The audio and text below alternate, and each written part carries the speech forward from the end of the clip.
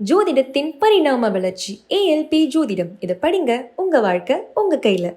வணக்கம், நான் உங்கள் சாந்தகுமார், ஏஎல்பி அஸ்ட்ராலஜர், சென்னையிலேருந்து. பணம் மற்றும் உறவுகள் இதை பற்றி கொஞ்சம் பேசுவோம். இன்றைக்கி கணவன் மனைவி உறவில் கூட அதிக சிக்கல்கள் பண நிர்வாகம் சம்மந்தமாக நடக்குது. கணவனுக்காக மனைவி சம்பாதிக்கிறாங்களா, இல்லை மனைவிக்காக கணவன் சம்பாதிக்கிறாரா, இல்லை மூணாவது ஒரு ஆப்ஷனாக சொல்கிறேன், இது ஆச்சரியமாக கூட இருக்கலாம், குடும்பத்துக்காக 2 பேரும் சம்பாதிக்கிறோமா? இந்த கேள்வி முதல்ல கேட்டுக்கோங்க.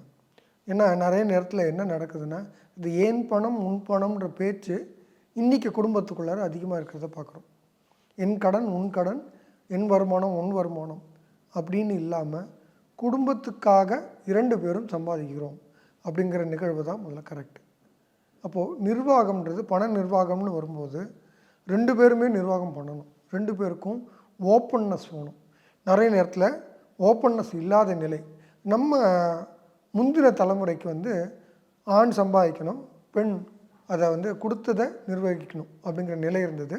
அப்போ ஆண் கடனை காட்ட மாட்டார் மனைவிக்கு, மனைவி செலவுகளை மட்டும் கட்டுப்படுத்துறது, சம்பாதிக்கிறது அவங்க பொறுப்பு இல்லை அப்படிங்கிற நிலை இருந்தது. அந்த காலகட்டத்துக்கு அதுக்கான நிகழ்வுகள் வேறு. இன்றைக்கி காலகட்டத்துக்கு 2 பேருக்கும் வருமானமும் இருக்குது, 2 பேருக்கும் செலவினங்களும் இருக்குது. ஆனால் சம்பாதிக்கிறதுனுடைய நோக்கம் குடும்பத்திற்காக அப்படிங்கிற நிகழ்வு முதல்ல தெளிவாக வரணும். முதல்ல இலக்குகளும் தெளிவுகளும் இருந்தால் தான் அடுத்தடுத்த நிகழ்வு. அப்போது செலவு 2 பேருமே தான் பண்ணுறாங்க. இப்போ ஒழுக்கம்ன்றது 2 பேருக்கும் வர வேண்டியிருக்கு. எவ்வளோ சம்பாதிக்கிறோன்றதும் 2 பேருக்கும் தெரியணும், கடனும் 2 பேருக்கும் தெரியணும். அப்போ இது ஓப்பன் புக்காக வரணும். ஒரு அக்கௌண்ட்ஸுன்றது 2 பேரும் சேர்ந்து எழுத வேண்டிய நிகழ்வு. நம்ம ஏற்கனவே பேசணும், முதலீடை செய்யணும் அப்படின்னாலும் எவ்வளோ முதலீடுன்றது 2 பேரும் சேர்ந்து முடிவு பண்ணணும், எவ்வளோ செலவு பண்ணணும் அப்படிங்கிறதையும் 2 பேரும் சேர்ந்து எழுதணும். கரெக்டாக? மேபி என்ன பண்ணலான்னா ஒரு பர்சனல் பட்ஜெட்டிங் கொடுக்கலாம். ஒரு 1 லட்ச ரூபா சம்பாதிக்கிறாங்க, இன்னொருத்தர் 1 லட்சம் சம்பாதிக்கிறாங்க, அந்த 2 லட்சமும் சேர்ந்து குடும்பத்துக்கு கொண்டு வந்து சேர்த்தாச்சு. எனக்கு பர்சனல் பட்ஜெட் 10,000, உன்னுடைய பர்சனல் பட்ஜெட் 15,000 அப்படின்னு தனியாக ஒரு அமௌண்ட் அலாட் பண்ணிவிட்டு அது பர்சனல் எக்ஸ்பெண்டிச்சர்னு தனியாக வைக்கலாம், தப்பில்லை. ஆனால் குடும்ப செலவுன்றதை ஒன்றா தான் செய்யணும், 2 பேருக்கும் சேர்ந்தே தெரிஞ்சு செய்யணும். அப்போ இது ரொம்ப முக்கியம். ஸோ பர்சனல் மணின்னு தனியாக வச்சுக்கிறது தப்பில்லை.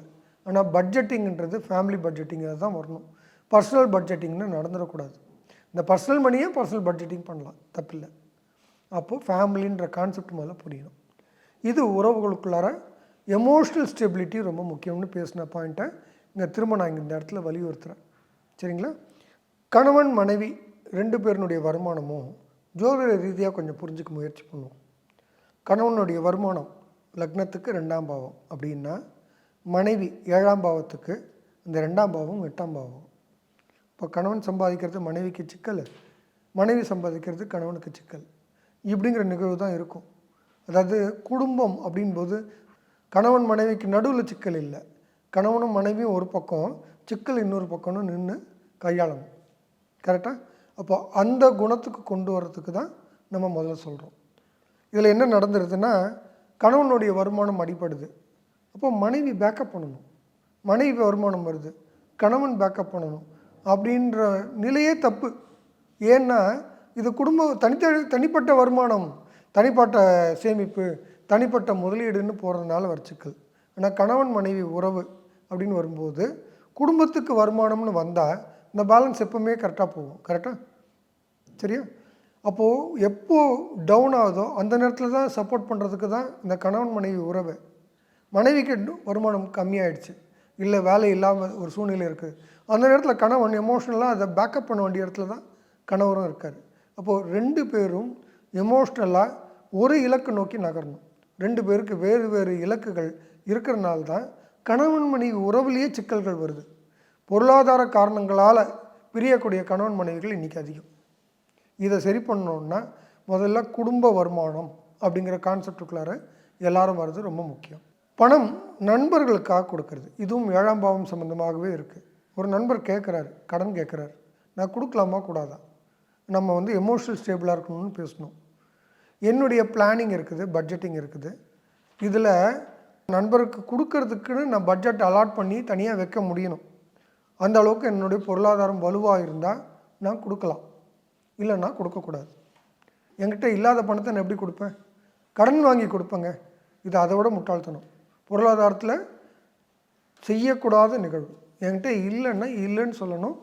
யாருக்கு பற்றாக்குறை இருக்குதோ அவர் தேடணும். இதை நட்பு நான் செஞ்சேன்னா நான் வந்து உயிரியே கொடுப்பேன், இந்த உறவை ரொம்ப முக்கியமானது, கரெக்டு, எல்லாம் கரெக்டு. ஆனால் அதனுடைய பின்விளைவுகள் வரும்போது இந்த நட்பையே பகையாக மாற்றியும் வைக்கிறோம். யார் வச்சா? நான் தான் வச்சேன். கொடுக்கக்கூடாத நேரத்தில் கொடுத்த பணத்தை திரும்ப கிடைக்காததுனால அந்த உறவை நானே வெட்டிக்கிறேன். என் உயிர், என் நட்பு அப்படின்லாம் பேசுனது எங்கே போச்சு? இந்த பணம் கொடுத்து நட்பை உறவை கெடுத்துக்க போகிறோமா, கொடுக்காமலே கெடுத்துக்க போகிறோமா? கொஞ்சம் யோசிச்சு பாருங்கள். நான் சொல்கிற முக்கியம் உங்களுக்கு புரியும். இப்போ கொடுக்கலனாலும் அந்த நேரத்துக்கு அவருக்கு சங்கடமாக கூட இருக்கலாம். ஆனால் வேறு ஏதாவது ரூபத்தில் அவர் தேடிக்க போகிறார். அந்த உறவு அப்படியே தான் இருக்கும். அப்படி அந்த உறவு இருந்தால் மட்டும்தான் அந்த உறவு. இல்லைன்னா அது உண்மையிலேயே ஒரு நல்ல உறவே கிடையாதுங்க. உங்கள் சூழ்நிலை புரிஞ்சிக்காமல் உங்கள்கிட்ட இல்லாத பணத்தை கடன் வாங்கியாவது கொடுன்னு கேட்குறாருன்னா சம்திங் ராங் தர். நீங்கள் அதை புரிஞ்சுக்கணும். கரெக்டாக? அப்போது கொடுக்கலாமா? கொடுக்கலாம். எப்போ கொடுக்கலாம்? என்கிட்ட வந்து 10,000 இருக்குங்க. என்னுடைய பர்சனல் சேவிங்ஸு 10,000 இருக்குது. என்னுடைய நண்பர் வந்து 2,000 கேட்குறாரா? அந்த 2,000 எனக்கு திருப்பி வராதுன்னு நம்பி கொடுக்கணும். எப்படி? அந்த பணம் திருப்பி தரமாட்டார் அப்படிங்கிற பட்சத்திலும் எனக்கு பரவாயில்லை அப்படின்னா அந்த 2,000 நான் கொடுக்கலாம். அது திருப்பி தந்தால் அந்த நட்பு இன்னும் சந்தோஷமாக இருக்கும். திருப்பி தராட்டாலும் எதிர்பார்ப்பு இல்லாததுனால அந்த உறவு வலுவாக இருக்கும். அப்படி இருக்கும் பட்சத்தில் மட்டும்தான் நீங்கள் கொடுக்கணும். இல்லைன்னா கொடுக்காதீங்க. பணத்தை கொடுத்தே உறவை கெடுத்துக்க வேண்டாம். பணம் கொடுக்குறனாலேயே உறவு கெட்டு போகும் அப்படிங்கிற நிகழ்வை புரிஞ்சுக்கோங்க. ஜோதிட ரீதியாக சொன்னால் 7ஆம் பாவமாக இருக்கிறது தான் லக்னம் மாறும்போது 6ஆம் பாவமாக மாறுது. நல்லா யோசிச்சுக்கோங்க. இன்றைக்கி 7, நாளைக்கு 6. இன்றைக்கி நட்பு, அதுதான் நாளைக்கு பகையாகவும் மாறுது. பகையாக யார் மாற்றுறா? நாம தான் மாற்றுறோம் அப்படிங்கிற புரிஞ்சுக்கிட்டால் ஜோதிடம் உங்களுக்கு வழி சரியாக காட்டிகிட்டு இருக்குன்னு அர்த்தம். நன்றி. இன்னொரு தகவலோடு சந்திப்போம். சித்தர் பூமி.